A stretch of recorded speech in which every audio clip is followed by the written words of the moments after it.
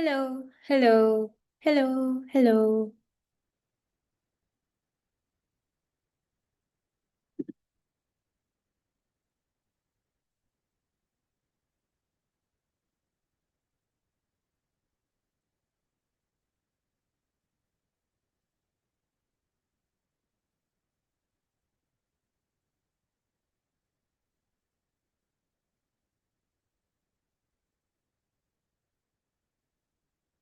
Hi, Era. My name is Ava, and I will be your interviewer for today's session.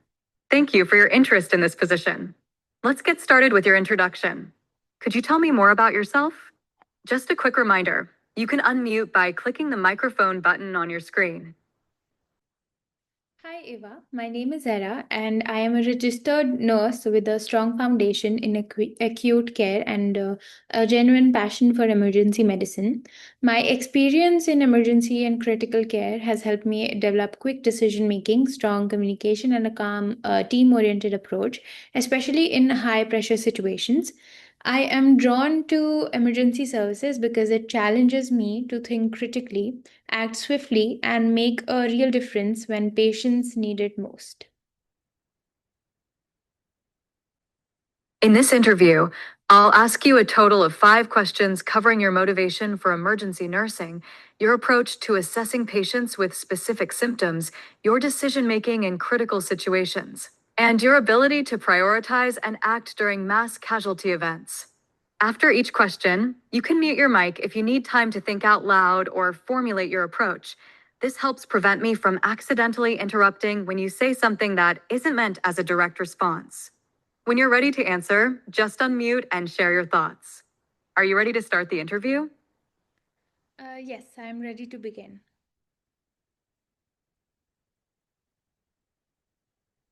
Let's start with the first question.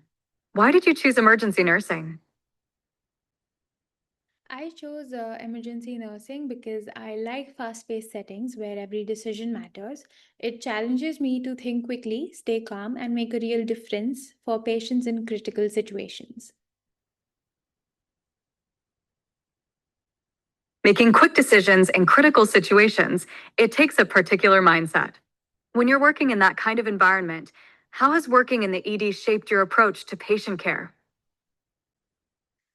It has taught me to stay calm under pressure, prioritize efficiently, and still provide compassionate care even when things are moving fast. Now, I'd like to ask you something else. Do you have a current Utah or compact RN license, BLS, and ACLS? Yes, I do have a current compact RN license along with active BLS and ACLS certifications. All right, let's move into the next area of discussion. How would you assess a patient with chest pain and irregular pulse? I would start with an immediate primary assessment, checking airway, breathing, and circulation. And then I would get vital signs, attach the patient to a cardiac monitor, and perform a focused history using OPQRST to understand the pain.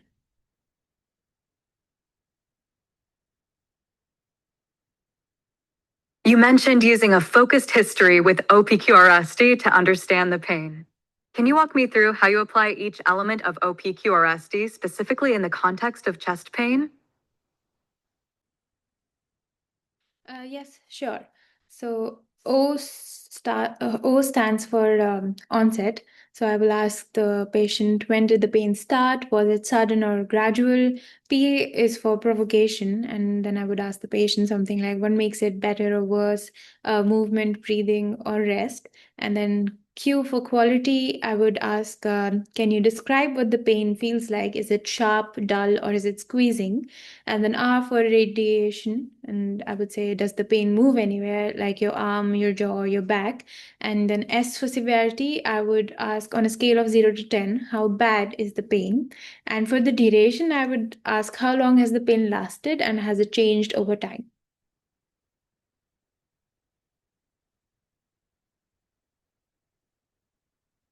Right. Using OPQRST definitely helps narrow things down.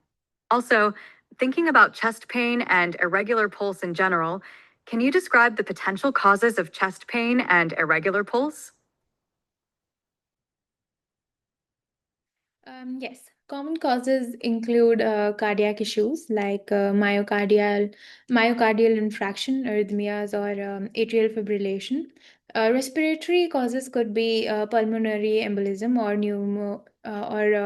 pneumothorax, and non-cardiac causes might include anxiety, electrolyte imbalances, or musculoskeletal pain.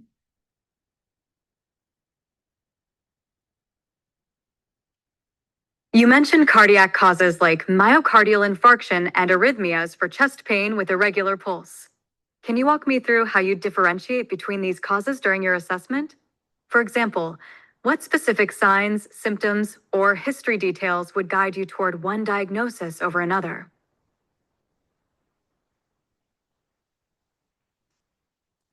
Yes, I would start with the ECG. ST segment changes or T wave inversions would point towards myocardial infraction, while an irregular rhythm without a pattern suggests atrial fibrillation or another arrhythmia. I would also look at troponin levels to confirm cardiac injury, assess vital signs for instability, and note symptoms like the crushing pain radiating to the arm or jaw means more towards MI, while palpitation or lightheadedness might indicate an arrhythmia. ECG and troponin, that's a useful combo for cardiac assessment. So, thinking through that initial workup, what initial tests would you consider ordering for this patient? I would order an ECG, cardiac enzymes like troponin, a chest X-ray, and basic labs, including CBC and electrolytes. I would also include oxygen saturation monitoring and possibly an echocardiogram if cardiac dysfunction is suspected.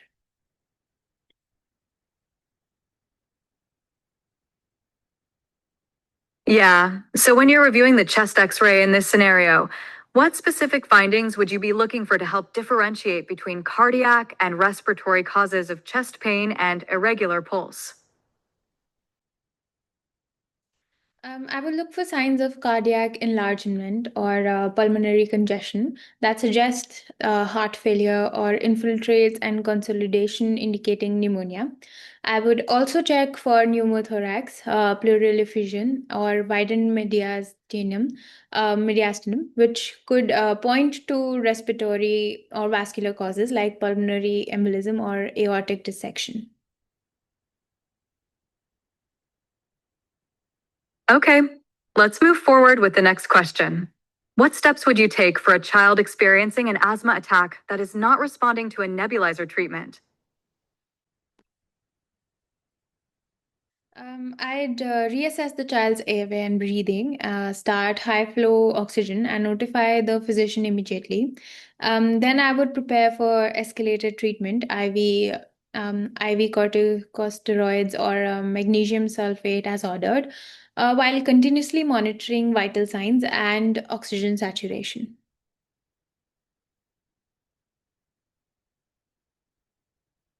So, when you say you'd prepare for escalated treatment like steroids or magnesium sulfate, could you walk me through what that preparation actually looks like in practice? For example, what steps or checks do you take before administering those medications? Yes, I would first verify the provider's orders and check the child's weight for accurate dosing and confirm allergies as well. And then I would prepare the medication using aseptic technique, ensure IV patency, and label the syringe or bag clearly. Before giving it, I would also double check the five rights: right patient, drug, dose, route, and time, and monitor the child closely for any adverse reactions during and after the administration.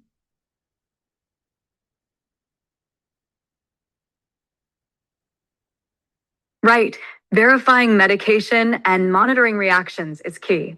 So, when the nebulizer treatment doesn't seem to be working, what are the potential causes for the nebulizer treatment not working?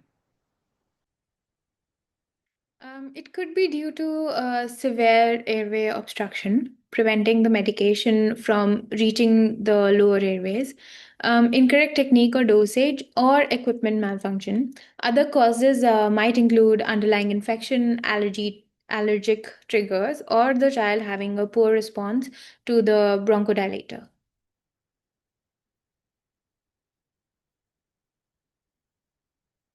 You mentioned checking the child's weight for accurate dosing when preparing steroids or magnesium sulfate.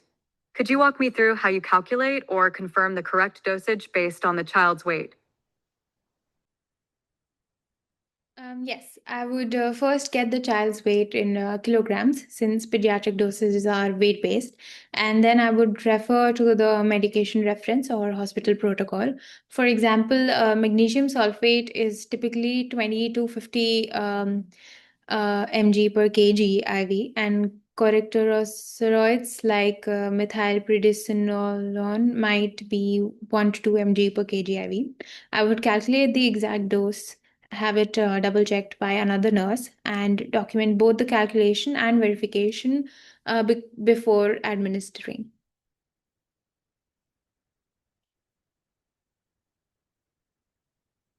Right.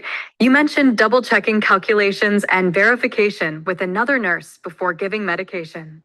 When you have to explain this escalation in care to parents or guardians, how would you communicate the situation to the child's parents or guardians? I would stay calm and speak clearly, explaining that their child's asthma is severe and the first treatment did not work as expected. I would let them know we're having stronger medications. We're giving stronger medications to help open the airways and that we're monitoring closely. And I would reassure them that the team is doing everything possible and keep them updated as we go.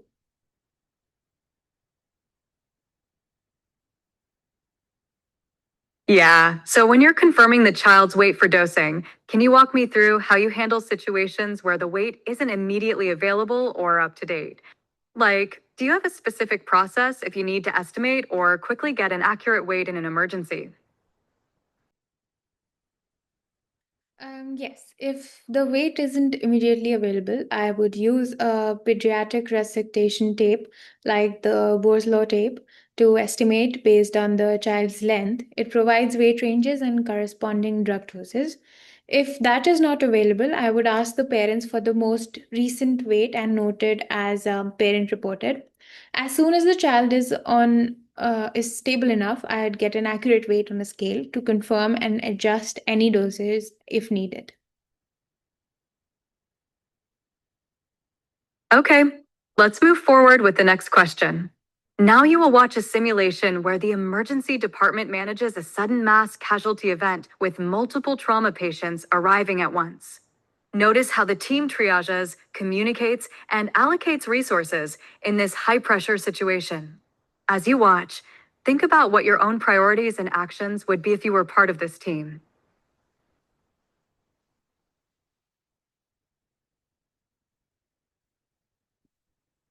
This is starting, okay? We need to issue radios. We just received a call from our Sacramento Regional Fire Dispatch that there's been an aircraft crash at the Sacramento International Airport. What's your name? 21-year-old female. We know there are about 50 patients that'll be coming to UC Davis Medical Center. You on short breath? Her vitals are stable. All 80 attendings to the MCI huddle in the radio room now. We really wanted to be able to test our systems and processes and ability of our staff to work together to be able to care for a large number of patients at one time. The purpose is really for us to stress our system. You know, as the Level 1 Trauma Center in Sacramento and the referral hospital for a large part of Northern California, it's really incumbent on us to be able to manage a surge of patients, you know, if and when they arrive. And so the only way we can get better at it is to practice it. This isn't an everyday event. Got a deep laceration to the forehead. He's got 80 over pelt. Dr. Shetty wanted to start mass transfusion on him. The exercise really puts a stress on the way that we work every day. Much of our disaster processes are us being able to just amplify our daily processes. So, if we can test it in a disaster scenario, ideally it helps us become more efficient even in our day-to-day work, which ultimately has an impact on patient care as well. The plane crashed. I was feeling very overwhelmed. And then you said you're having contractions as well. Yes. About how often? 5 to 10 minutes. The simulated part that we did in person was around 50 plus simulated patients that had a combination of polytrauma, blunt trauma, penetrating trauma, as well as burn injuries that we had to then take care of here in the emergency department. Really scared you guys. It's okay, you're gonna be fine. We're just doing our best to be able to treat everybody who comes to us, regardless of their state of illness and regardless of the situation that brought them for us in the most efficient and compassionate manner possible.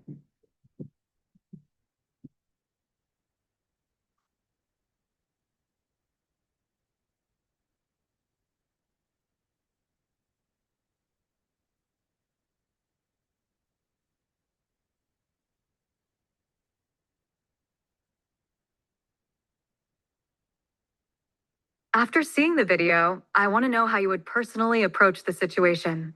What would be your priorities and actions as a registered nurse when the emergency department is faced with the sudden arrival of multiple trauma patients during a mass casualty event like the one depicted?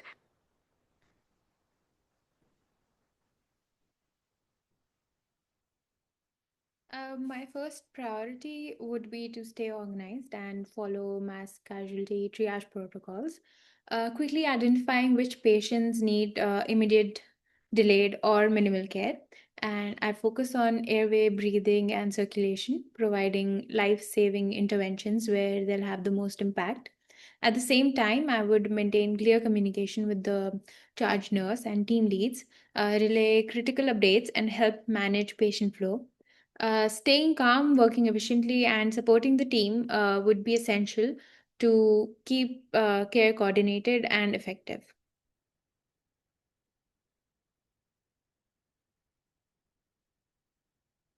Staying organized with triage and maintaining clear communication definitely makes a difference in these high pressure moments. So, when you're involved in that handoff from EMS to the emergency department, what information is vital to communicate during the handoff between EMS and emergency department teams?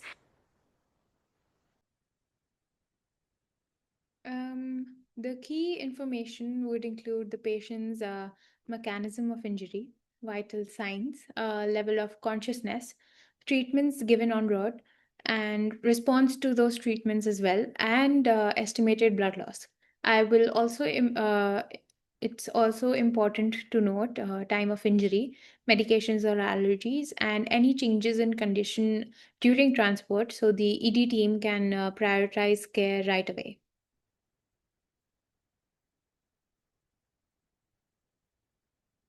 Thank you for your time and effort during the interview.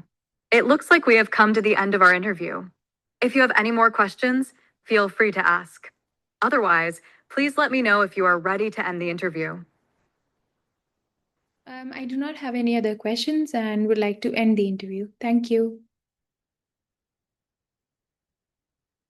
It looks like we have come to the end of our interview.